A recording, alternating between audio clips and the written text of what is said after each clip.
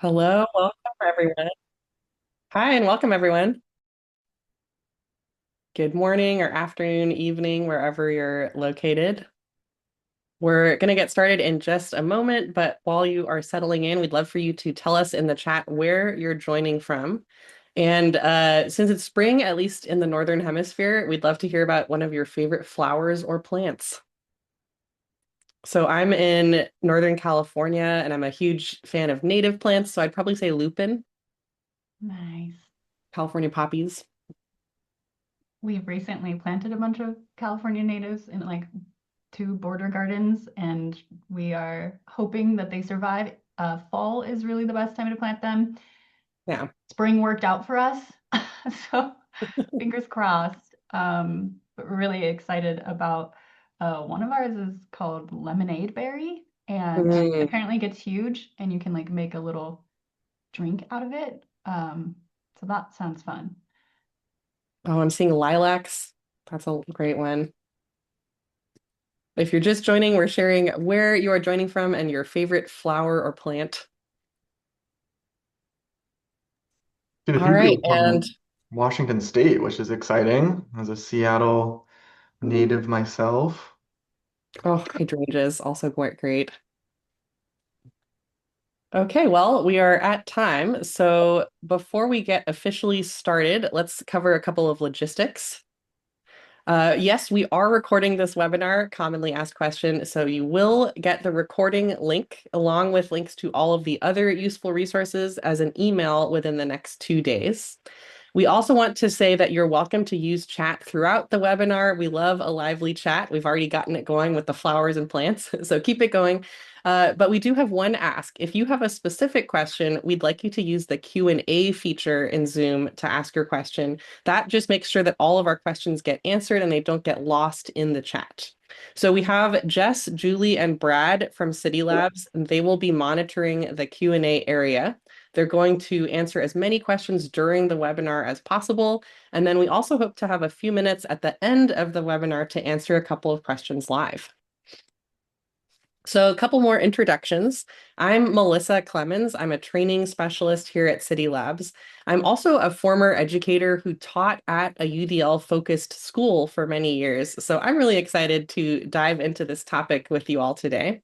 Stephanie Tate is our product marketing manager, and she'll be walking us through some research and Cidi Labs tool uses today.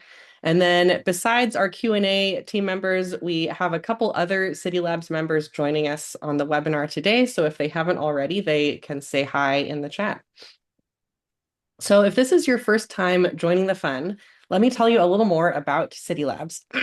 Cidi Labs was founded out of a partnership with Utah State University, where Kenneth Larson, our co-founder, was working as an instructional designer. He was given permission to hack Canvas and started making the first iteration of what would later become Design Plus. Over the years, our team has grown with educators and instructional designers, as well as former customers who are drawn to improving the learning experience for everyone. And we have 6 products for Canvas, from accessibility solutions to course lifecycle management. All of these tools have been developed in close partnership with universities and our customers. So today we'll be demonstrating some key features from Design Plus. That is our must-have design suite that makes creating engaging content for Canvas accessible, affordable, and fun. We're excited to have partnered with CAST today. That's the organization behind the CAST UDL guidelines to bring valuable insight and expertise to our discussion. And so thank you so much, Alex, for joining us, and I will have you introduce yourself and CAST. Yeah, hi everyone. Super excited to be here. My name is Alex Gibson. I am a senior product designer at CAST. My background in education has been pretty eclectic. I've taught in Montessori preschools, maximum security prisons, rural Malaysia. Bulk of my years, though, in the high school humanities classroom. But through all of it, what I really noticed is that my passion was around what technology could do for learners and educators and how that could empower them. And so ultimately, that interest pulled me toward ed tech, where I worked with a few smaller companies before finally landing at CAST. And here at CAST, I spend my time across instructional design, building many of our courses and various learning experiences, some of our educational technology and community curriculum, and some other product development as well. All of that work is, of course, guided by the universal design for learning, the very thing that we are here for today. So let me give you a little bit more information about CAST. Our mission is to lead, inspire, and convene a global community to design equitable, inclusive learning experiences through our Universal Design for Learning framework, UDL. I'll talk a little bit more about the CAST UDL guidelines later in the webinar, but this is really the thing that we are best known for, the guidelines. This is how we actually operationalize this UDL research-backed framework, and it provides specific considerations for each core principle of the guidelines. Those core principles, just as a reminder, are engagement, representation, and action and expression. Talk a little bit more about that later. But this is used by a wide variety of people, of course, by educators in classrooms and online, but also curriculum directors, researchers, school leaders, parents, designers, and many, many more. And we couldn't be more thrilled to partner with CAST for today's webinar, Scaling Universal Design in Canvas. We'll be exploring really practical and actionable strategies for supporting more inclusive learner experience across your institution's Canvas courses and keeping those how-tos grounded with whys throughout. Now, before we dive into the strategies, we want to set some common understandings as a foundation for the rest of the webinar. And you might have guessed, we hope to have a little fun doing it. So we are going to play Two Truths and a Lie. Feel free to use a Zoom reaction if you've ever played Two Truths and a Lie. And, I certainly had, as a high school English teacher, used that in my classroom. Today's quick game is going to include two statements that are true about Universal Design for Learning, or UDL for short, and one statement that is false, hence two truths and a lie. And we've built this game in Canvas, which we'll see in just a second. You can catch the screenshot on the slides. But to help you not have to navigate away today and get kind of lost and confused on your windows, we're going to launch a Zoom poll to let you all play in the audience. And then we'll show you the design live in Canvas to reveal the answers. So we'll launch this poll. You are asked which of the three concepts about UDL is false. So don't get tripped up there. Which one is the lie? You're lie hunting right now. You can select the one you think is a lie. And when that popcorn starts to stop popping, we will reveal the answers in Canvas.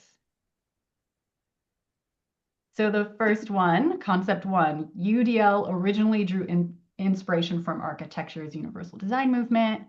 Concept two, UDL is primarily designed for learners with disabilities. Or concept three, the goal of UDL is learner agency.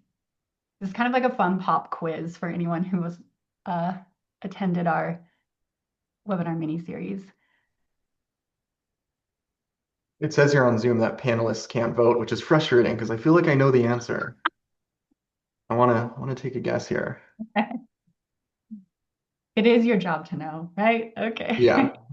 All right, let's see those results. Hey, okay. So it looks like you all are walking in primarily with an understanding of at least these concepts of universal design for learning, because the most identified lie is in fact the one we will reveal to be a lie today. So we built this using flip cards in Design Plus. So it's a fun way to kind of reveal the answers. So concept one is in fact true. Universal design began as an architectural concept focused on accessible housing and building codes.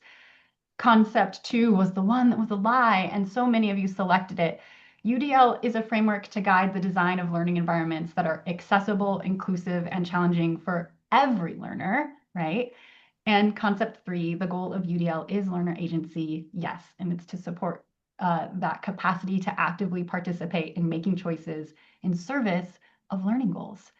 So we're going to pop back over to you to give us a little more understanding, Alex.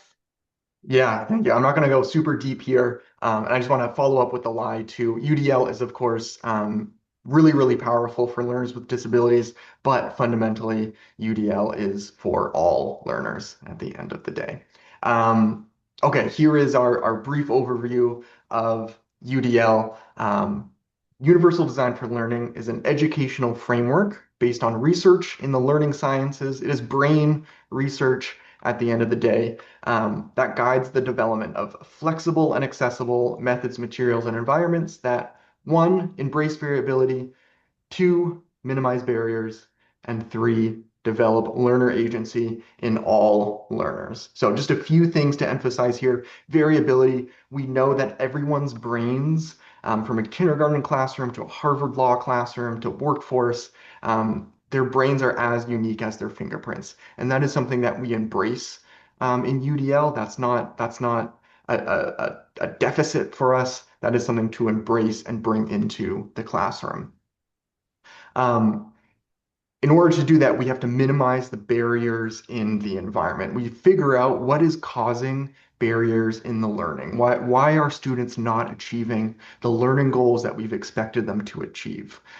If we can break down some of those barriers in the environment, and those barriers could be anything from, right, they're not engaged or enthusiastic about the learning. It could be they can't understand some of these complex processes because we haven't provided enough visuals. It could be we haven't provided a way to for them to actually show what they know. If we can minimize all these barriers, then what happens is we develop learner agency in all learners, which means they can actively participate in making choices in service of those learning goals. Um, that's kind of a lot. I'm going to just give you a quote going back to our opener today. When a flower doesn't bloom, you fix the environment in which it grows, not the flower itself, right? So if you're a big fan of tulips and it's not growing in your garden, you're probably not going to get angry at the tulip. You're going to think about, okay, did I give it the right soil? Is it getting enough water, sunlight? Am I keeping the rabbits away, right? And we do the same thing as educators. We don't try to figure out the deficits in our learners, our flowers. We figure out, is this environment right for them to be able to learn? When that happens, when we reduce those barriers and cut out all those barriers, what happens is we can actually increase our standards and increase the rigor of our classroom, knowing that every learner has access and agency to their own learning. A few core concepts to quickly share here, and then we will jump into the rest of the agenda for the day. Three UDL core concepts. If you don't walk away with anything else, walk away with these three things about UDL today. One, we honor that learner variability. That is an amazing asset in our classrooms, and it's also the norm. Everyone has this variability, and it is contextual, meaning that variability looks different in different ways. If a student is struggling, for example, with independent reading, that is a specific context that we need to think about, and maybe the context is the barrier, right? They might actually thrive when it comes to group reading, or some other type of context, right? So thinking about how our brains operate in very different ways in different contexts.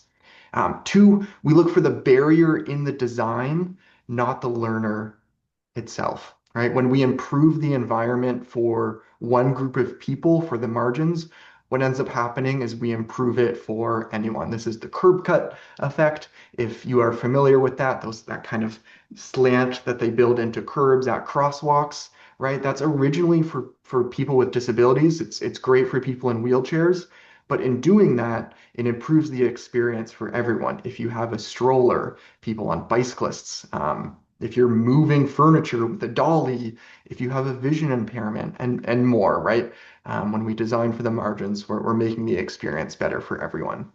And finally, in order to actually do this, we use the UDL guidelines to predict and design access and agency for all learners. That is the ultimate goal, that they are able to take ownership of their learning.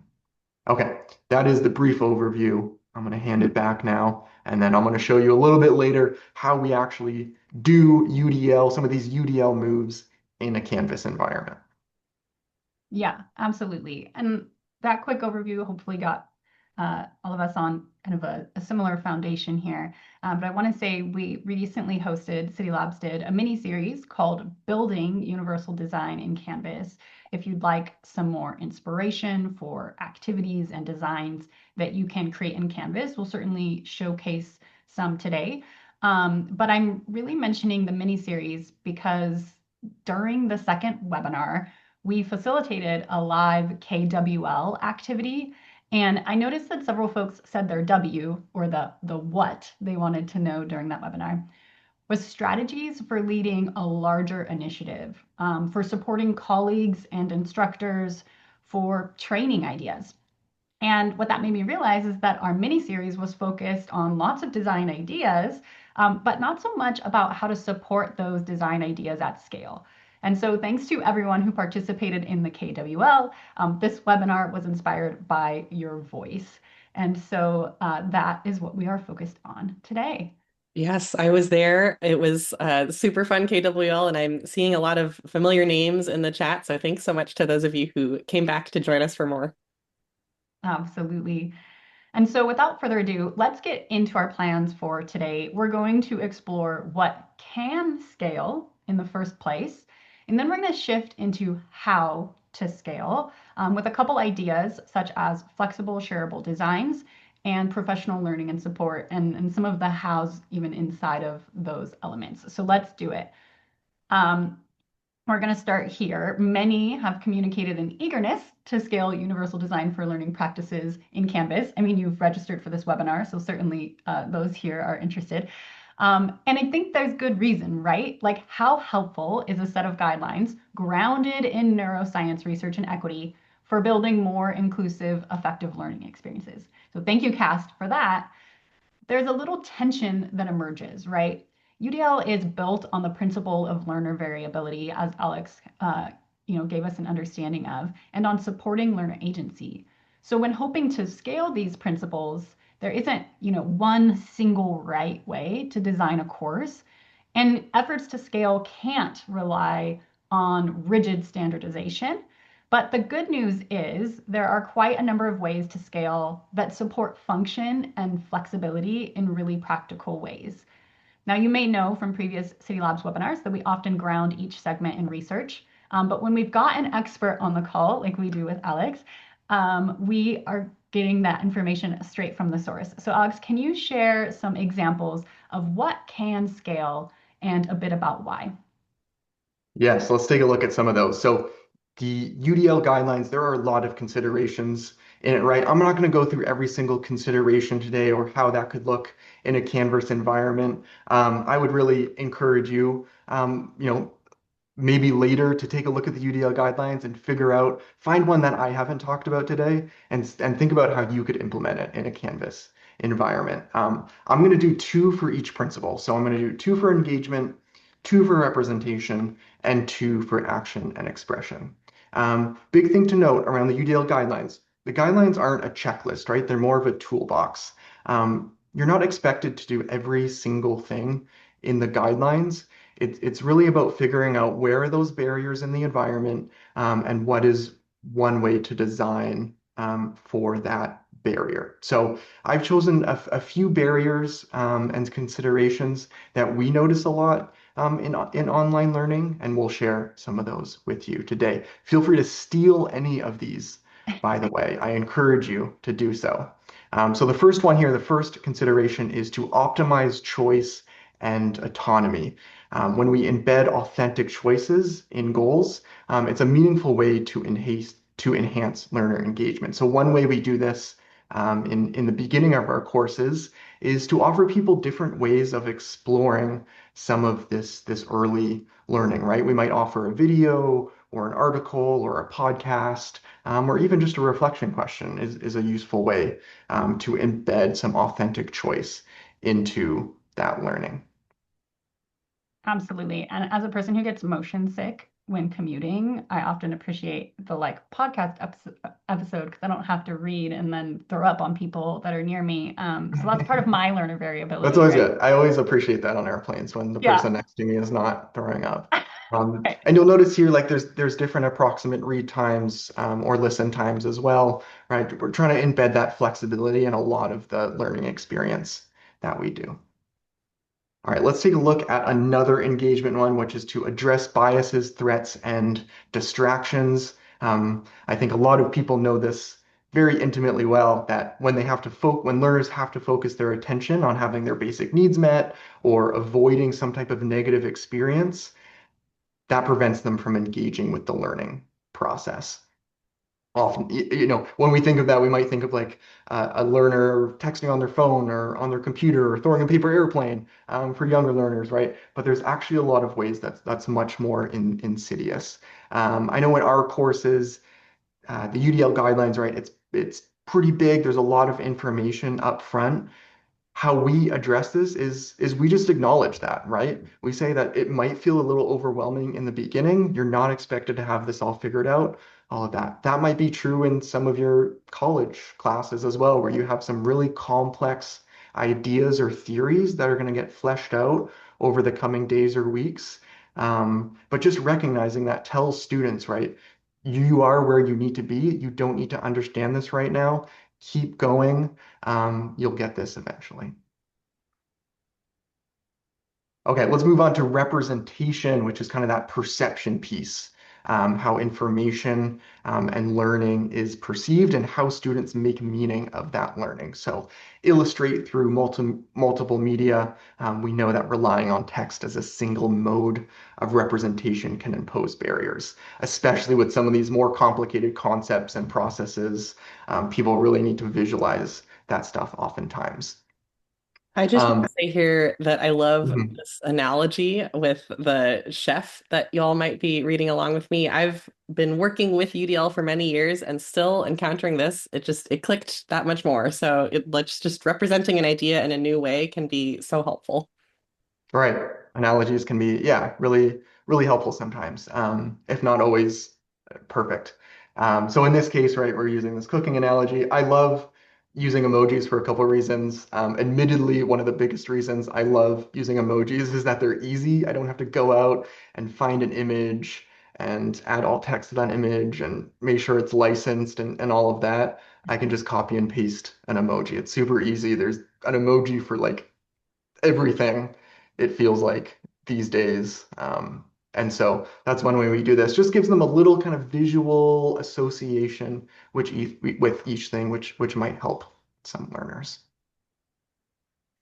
The next one in representation is to represent a diversity of perspectives and identities in authentic ways, right? Learners want to be able to identify with what they're learning, and that leads to validation, affirmation, and belonging. So in this case, I have an argument and a counter argument. Again, just kind of recognizing some of those beliefs that come up around UDL, addressing those. And this could look a lot of different ways, right? It doesn't have to be an argument and a counter argument. It could be, a Western perspective versus an Eastern perspective, something like that. A pro and a con, right? A lot of different ways of doing this, but it's kind of a quick, easy, modular way to represent different things in a way that visually works for the page.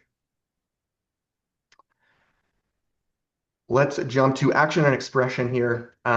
So anticipate and plan for challenges. Once a goal is set, we have to recognize that these things are going to come up for learners, and we need to give them space and resources to plan a strategy and identify tools that come up along the way. So here I've identified just some frequent challenges that come up when people are learning about UDL. And then we provide some recommended supports for them. So if there's a lot of new vocabulary they're struggling with, we have this key terms glossary and we tell them that, right? We don't just give them the key terms glossary.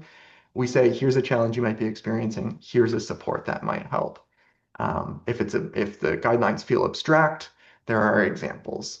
If it's hard to know if you understand it, you can try the reflection prompts. So something like this is really great for sharing across a campus, and then individual educators can take this and adjust it for their own classes, right? Maybe their barriers that come up are really along processes. And what can help there is they have a library of visuals or something like that. Or maybe office hours or, there's lots of other supports out there and individuals can just fill this out for themselves. I love the way this sort of supports like reflection and metacognition too, because if we just ask the question like, need help, someone might be like, I don't know, maybe, I'm not sure yet. Where the identifying potential challenges like really sparks the mind of like, oh yeah, I did feel that way, I did think that way, and then matches resources with it. I just think it's a really useful and practical way to essentially ask the question like, need some help, need some guidance, and have it be a little more specific.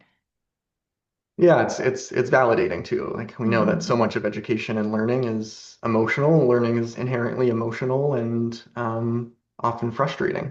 So it's nice to build those in. All right, last example I'm going to share with you today is around accessibility, which is a huge part of UDL, and that is to optimize access to accessible and assistive technology and tools and materials. So when it comes to when we are sharing images in Canvas courses, we want to make sure that we're adding alt text to that. So for people who can't visually see those images, they have text to go along with it for screen readers most commonly. Um, but the problem becomes when it's a really complex image, and we need more than one or two sentences to explain it. Then we have to get into long descriptions, which can be as long as they need to be. That creates another problem, though, in that if you're adding paragraphs of a long description on a page, it's pretty distracting for people who don't need that long description. It kind of muddies up your page. It looks really text heavy and overwhelming. So we had this accessible accordion where it's expandable. If you don't need the long description, if you don't want to look at it, great, don't click it. Just keep moving on with the page. But if you do want it, it's right there for you very easily accessible. Long descriptions, I want to add, are also great for people, not using screen readers, right? Oftentimes I've seen process charts and things like that that I just can't make heads or tails with. They're so complicated. There's arrows going every which direction. Sometimes it's nice to just read a paragraph explaining what that process is, right? And that, of course, all goes back to variability. That's maybe me in that context. Other learners might be different. You and me, the English teachers, we're like, I'm Yeah, give me making the sense of this words. slowly. Yeah, absolutely. Well, and I think this is one of those design dilemmas that we actually love to talk to our community about. And some people have like their favorite version is the accordion like this, or others love a dialogue box pop up. But like solving these real challenges together for designing in Canvas and then doing that at scale and supporting those efforts for any of your educators, right? And how we can do this. So thank you for kind of talking into the fact that long descriptions can sort of muddy the design for some. And what do we do with that design dilemma? And I think I want to say first that after that rundown of super practical design examples, thank you for showing us those, pairing with some of the whys and thinking through the design. And we shared a lot of examples like these throughout our mini series, but I'm so newly inspired by some of these designs. At Cidi Labs, we build tools that make challenging tasks easier in Canvas. And because of this, we care a lot about the practical, actionable strategies. So while we've got this ball rolling with ideas and inspiring designs, I'm sure the audience wants to still know how they can scale these principles and examples. Yes, this is the question, right? Just because you're at the webinar today doesn't mean you've automatically scaled UDL. Luckily, we have some easy ways for you to do that we will talk about. But what we know, about scaling is that so much of our behavior is determined by our environment and what we have access to. We know that when we increase access for people, we also increase participation. We see this all the time in the real world. Just the other week, I had to host an event, and so I got some giant Costco trays of cookies to bring, and ultimately I had to bring like 50 cookies home or something because they weren't all eaten. And so for the rest of the week, I had 50 cookies sitting on my counter. And what do you think I did? Right? I ate 50 cookies in a week. Not because I'm the type of person to eat 50 cookies in a week, but because I have access to those cookies, right? That's the only reason why. That's the way I'm deflecting blame on myself, at least. But we know this is true for our students too, right? We can't expect students to go out there all the time and seek out supports.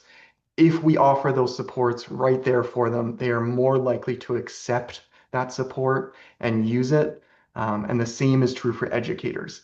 If we increase access to all of these UDL moves that I showed you just now, if we give them easy access to that, they will use them more instead of having to create them by themselves. Absolutely. And so one way to really do that, right, would be through some flexible, shareable designs that can be available. Can you talk a little bit about how you Yeah, do that with CAS? Yeah, this is something that has really helped my work. I spend most of my day, right, figuring out how to embed UDL across curriculum, products, and courses.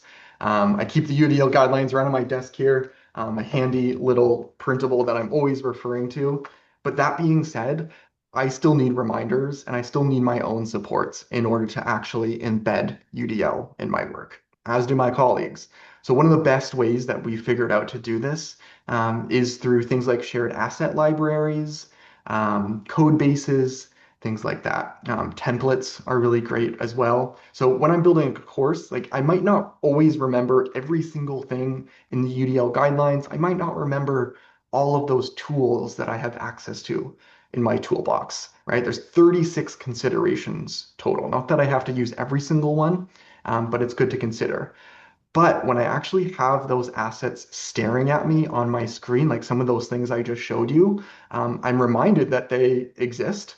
I don't have to put a lot of extra work into creating them myself. I can just easily pick and choose what I want, kind of plug and play into the course I'm working in, and I'm more likely to include them, right? Same idea. More access means more participation, means more UDL for our learners, which means more learning and more fun. Absolutely. And you know what? The great news is implementation research totally affirms this, right? It highlights the power of models and examples and the ease of employing the modeled strategies, because that matters too. The convenience of the cookies is also the required convenience of maybe templates or something like that. And so we want to say research wise, concrete examples and models have been shown to be more effective for promoting teacher learning, concept implementation, and student achievement than general principles alone, right? And so, on a meta note, maybe you in the audience have already experienced the power of examples today when Alex was sharing some designs. If you felt inspired by one of those or had an aha, I could totally do that in one of my courses, toss up a Zoom reaction because you have just experienced what this research is reminding us of, as well as the cookie analogy, which I think we could all kind of relate to.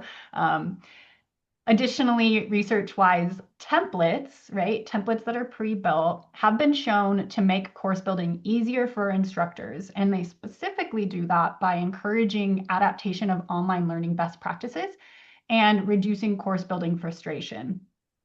And notably, though, right, when we think about templates, and some of you are like, no, my faculty hate templates. We hear you, but instructors have shown resistance or lower satisfaction when the templates are really inflexible. So we really want to aim for those flexible, shareable designs that are inspiring and that are easy access when needed.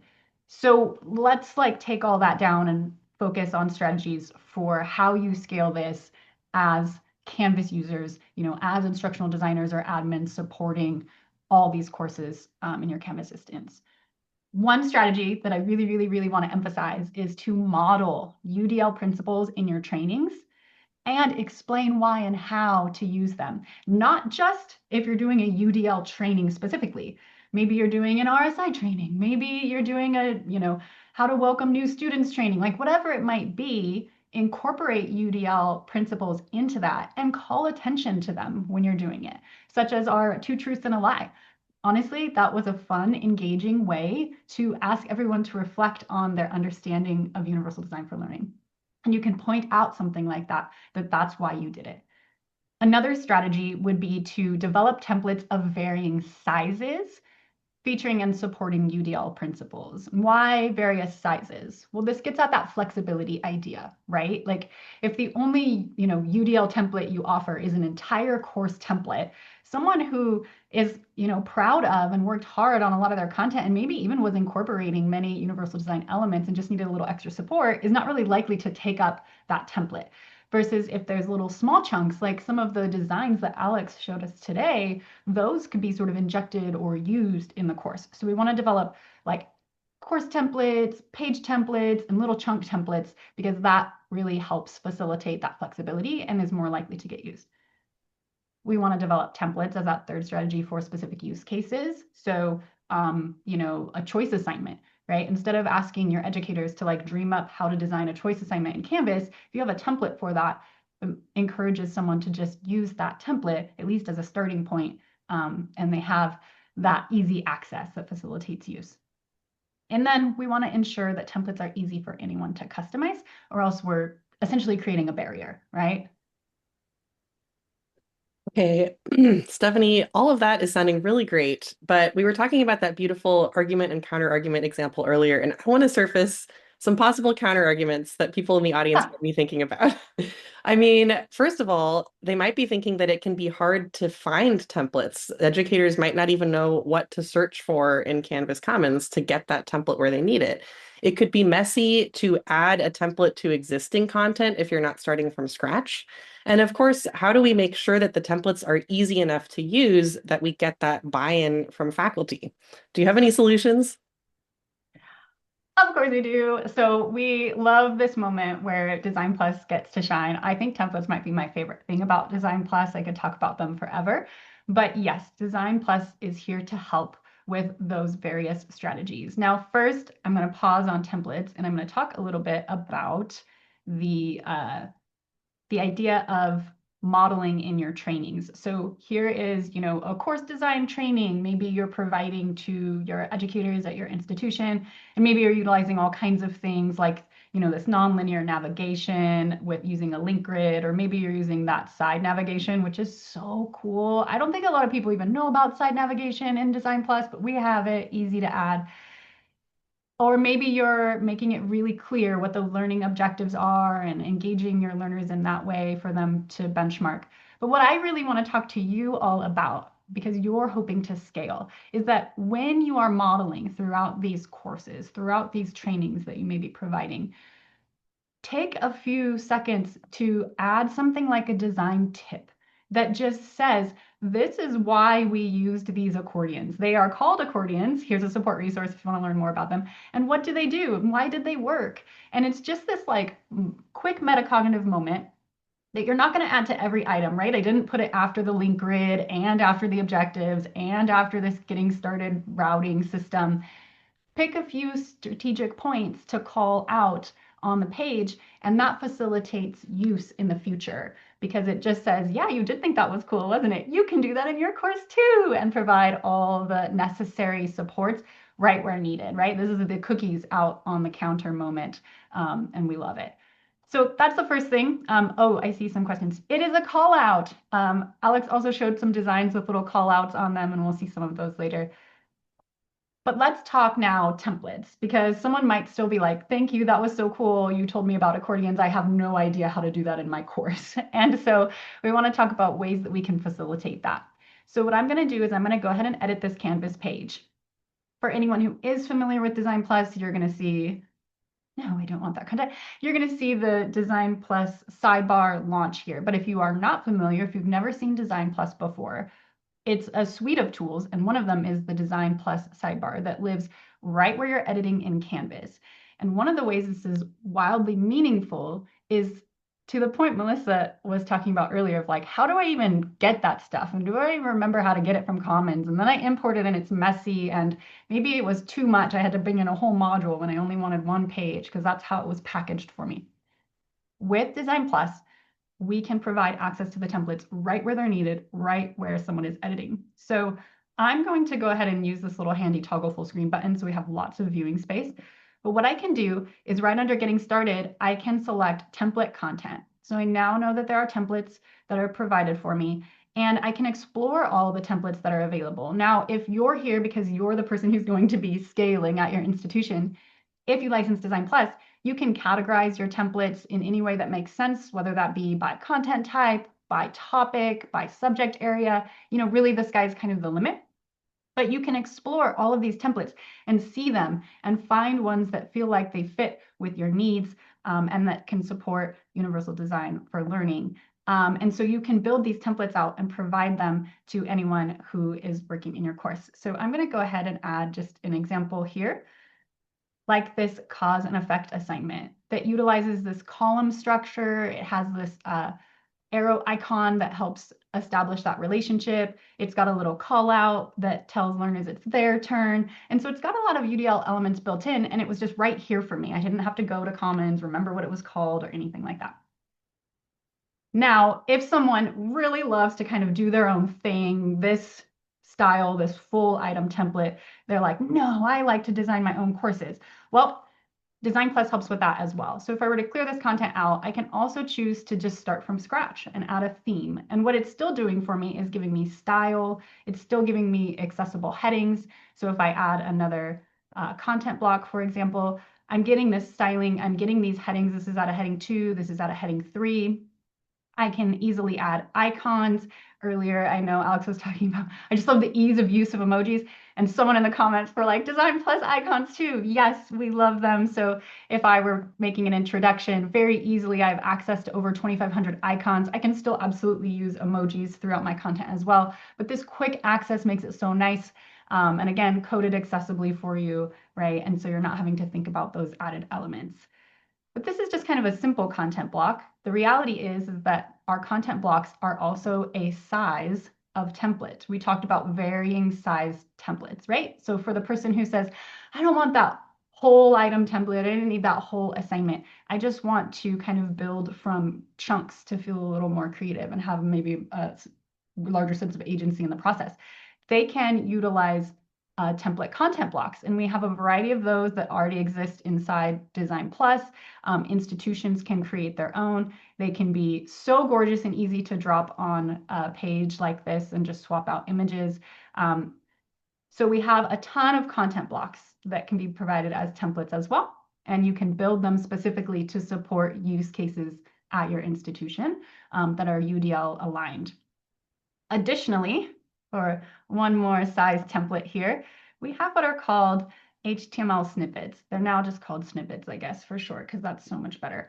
But when you drop these little snippets, they're kind of a tiny piece of content that you can provide as a template size for your users. And so maybe that's something like a multi-part assignment table. This is a table, right, that's set up with proper headers and things like that for accessibility, and it's got some color coding that helps visually.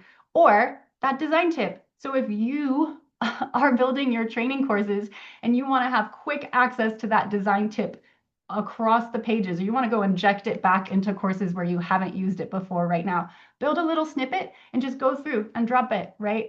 And change out the links to make it work for each element that you're trying to highlight. So think about it this way, right? Varying sizes. We've got those whole item templates that are available through the template content tool. We've got content block sizes. We've got snippet sizes.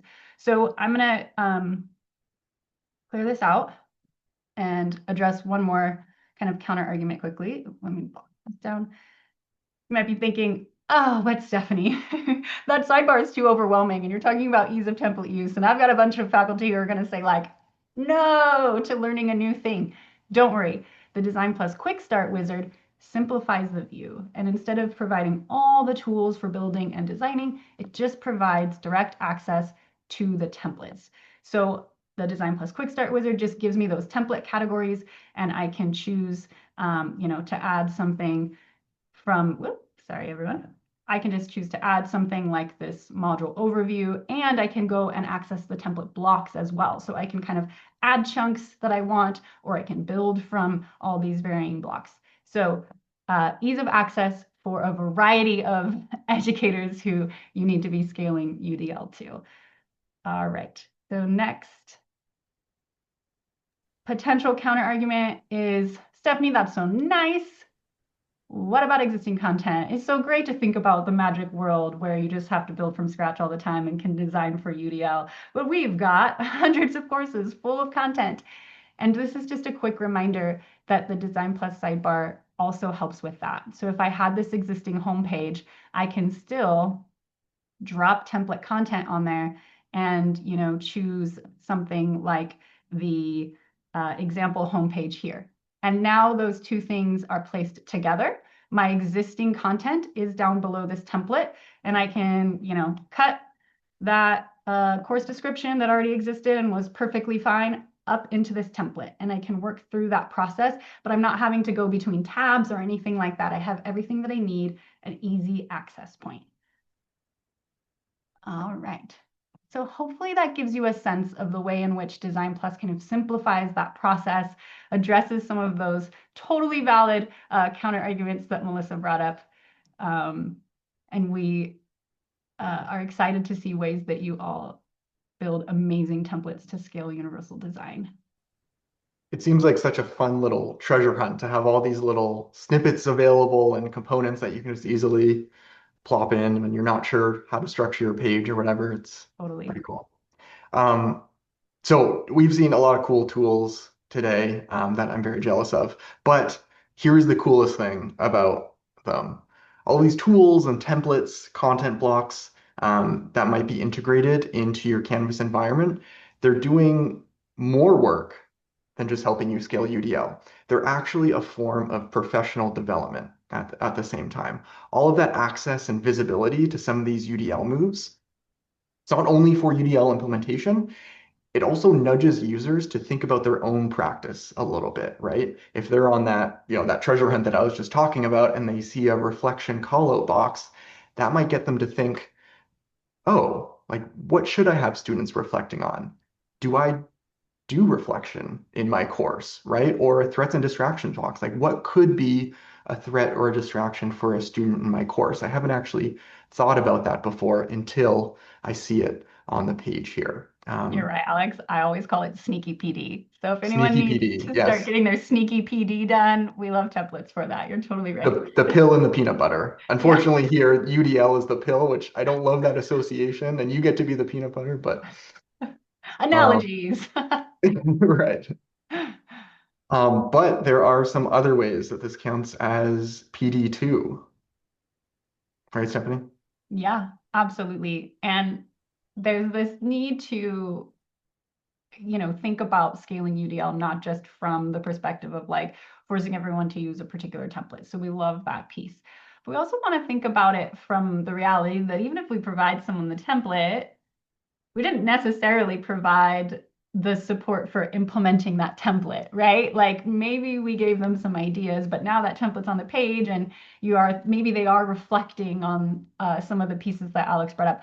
But we also want to provide some support in implementing these designs. And so what does research say here? One is that just-in-time job embedded learning opportunities support instructors at the moment of need, and it allows for immediate practice, right? So just like those examples that Alex was mentioning, where someone might see something and then begin thinking about these reflective questions, if we have supports there as well, they're now supported to then implement that a bit better inside their course.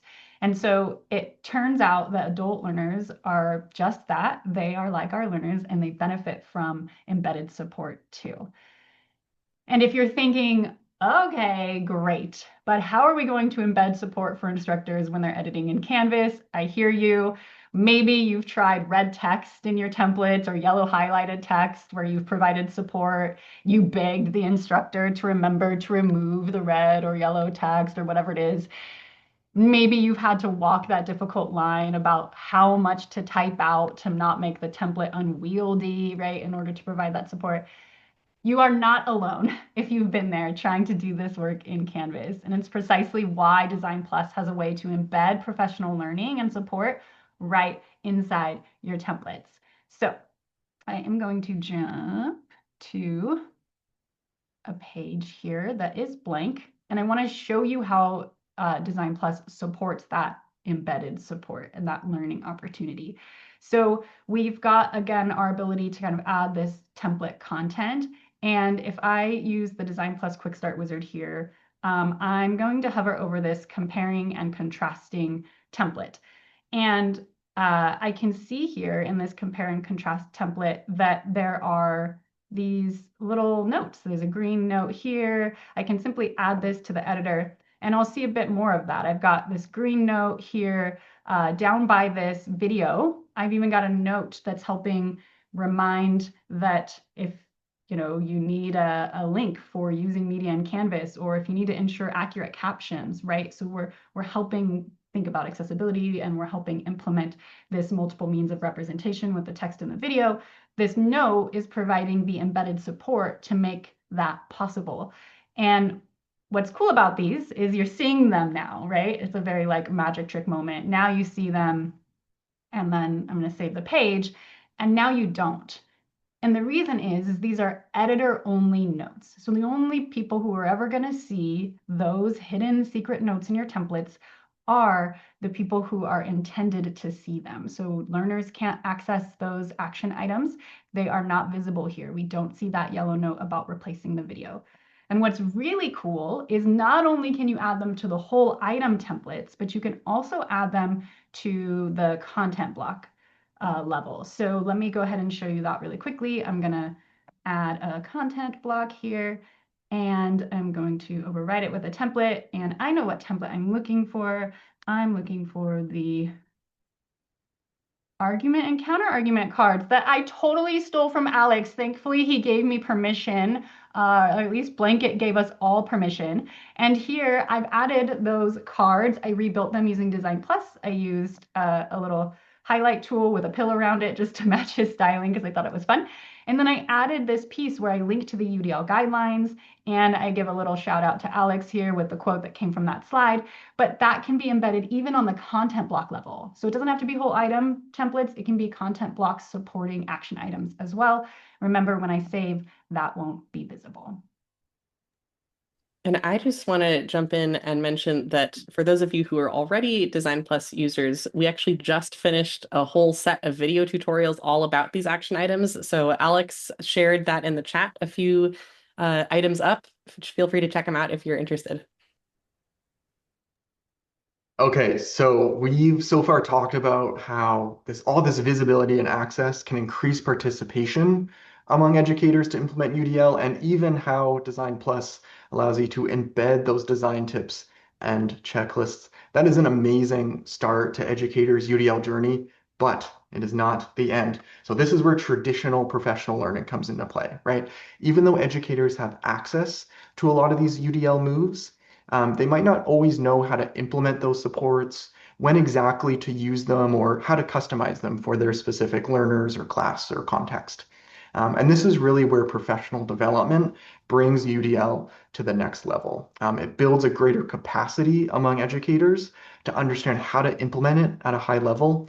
And the bonus here is that it transfers to other settings. You can take what you learn about Canvas implementation, like these reflection check-ins, and start doing them in classroom settings now that you're a little more aware or cognizant of them, and vice versa. Things you learn in terms of how to implement UDL in the classroom, you can then go and implement that in a Canvas environment. It becomes this deep, meaningful UDL implementation. And something I know that everyone has experience with professional development is this one-off PD. It's certainly better than no professional development, but in my opinion, it doesn't really reflect how professional adults actually learn, which is through experimentation, ongoing feedback, and really a supportive community of practice, where you can share your deeper questions, your challenges, your successes, and ultimately use that community to help each other become more meaningful UDL implementers. So I wanted to share one opportunity with you for that, which is our introduction to UDL course for post-secondary. We also have K-12 and other settings as well. But this is a great course led by UDL experts. It provides you not only with foundational UDL learning and resources, but also that community of practice that I talked about. And we'll be sure to share these in the chat as well, and also in a follow-up email. And then another UDL opportunity for you is our annual online conference, UDLCon, coming up July 21st to the 22nd. We are convening a global audience to examine what UDL looks like in practice and what it becomes next in this crazy world of ours. Bringing together administrators, teachers, researchers, designers. We're going to look at emerging research, real world implementation, and of course, our new guidelines 3.0. Uh, don't click purchase yet. We have a 10% off code just for being here with us today. Cidi Labs 10, put that in the coupon code portion to save yourself some money. It is also early bird pricing right now, which you are eligible for. So after all that, we're basically giving it away for free. I don't know how we're going to make any money off this. This is crazy. We will share these links also with you via email after this call. Absolutely. Yes. The professional development, that ongoing piece, I think is so key to that kind of final level of scaling UDL, because that's when it becomes really, really practical for someone and it becomes creative, I think. And so it also encourages the agency of our educators, which we want, right? So, kind of rounding out, what were the strategies from this section? Just a reminder, we talked about embedding support into templates as micro learning moments, right? Or maybe even if you don't have Design Plus, we want to acknowledge that we love our tool, but if you pair a small template with a resource in like an email series or something like that. I'm also seeing some really great ideas in the chat if you haven't been scanning there about course mapping and linking templates. Love that so much. We also want to expand UDL understanding through professional development, because that gives someone kind of the nimble or agile ability to really see and acknowledge and then layer in those strategies when they seem most appropriate. And then we want to develop and encourage ways for instructors to share their designs. And if you are a Design Plus user, quick plug for the Design Plus library. Many of you on the call have contributed to our Design Plus library, but this is another way to sort of create that digital community of practice where you can submit designs that you've created at your institution to our Design Plus library, and they're available to anyone who, accesses this course and is able to then pull those in through the Design Plus sidebar. So thank you to everyone who has contributed, and please consider being a contributor because we think that is super awesome. It's easy. You just can click the share resources link to contribute on your own. And quick summary moment to land and review. We hope everything we shared today, the research, the strategies, the tools, help you increase UDL principles in and across your Canvas courses by considering what can scale, which hopefully the spoiler was obvious, quite a lot, right? And the hows by developing flexible, shareable designs and prioritizing varied professional learning and support. Remembering at the end of the day that we are all learners. And I want to extend really sincere thanks to Alex Gibson and the CAST team, not only for their amazing work in driving more inclusive learning, but also for joining us today and anchoring our mini-series surprise bonus webinar with your expertise and empathy. We so, so appreciate you. My pleasure. Thank you for having me. And thank you everyone for tuning in. All right. So before we go today, we just want to mention if you'd like to learn more about Design Plus and how it can help you elevate course design, simplify accessibility, and scale best practices in Canvas, you can visit our website, cidilabs.com, or you can scan the QR code on the screen to sign up for a personalized demo. We'd love to hear from you. So we've got just a few minutes left if there are any further questions. I see that everything in the Q&A has been answered. So if anyone would Go like to jump team. in with another question, you are welcome. I'm looking over if there's anything that we want to hear more from Stephanie and Alex. Someone did bring up an interesting idea of what are your thoughts on having teaching students best practices in UDL? So when a student is generating an output or a discussion response, making sure that that's accessible for everybody? Personally love it. I'm sure Alex Yeah. has plenty to say, but someone from an institution I previously worked at, uh, is in the chat, and I'll give a quick shout out to them. They were creating resources to help students understand about captioning their videos when they were recording like video discussion replies and things like that. And so we had these resources sort of built in for students as well, and I think it's really, really beneficial. Yeah, I love it. I mean, that is ultimately the goal of UDL. As educators, we're not always going to be around in their lives, and ultimately, we need to enable them to have their own um, learner agency. And that's, yeah, I love that as an idea, right? And framing it as not one extra thing to do, but it's something that we should have always been doing. Yeah. It's totally like collaborative soft skills, right? It's the stuff that you want learners to be doing when you're like giving them group work or doing anything, right? It's like skills that they can take away to use in the real world. And universal design is a real skill. Absolutely. And we did have one other question just come in. They're asking if we'll be sharing the Q&A. Is that part of that Oh. follow-up email, Stephanie? We don't typically, but I do scan it to like see if there's something that someone had a question about. If you had a question or there was an element you wanted to see, let us know. If you wanted to like catch some of those responses, you can always reach out to us. Usually in the session summary, we cover the bullet points, the research, we give you the citations, all the key links, things like that, and then we provide the recording as well. But if there is like, if I find a couple of questions that feel like they were packed with resources, I'll certainly incorporate those. All right. I think that just about wraps us up. Thanks again, everyone, for joining. All right. Great to see you all again. Thanks, everyone.